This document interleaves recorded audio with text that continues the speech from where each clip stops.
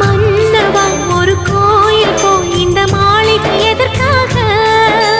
தேவியே என் ஜீவனே இந்த ஆலயம் உனக்காக.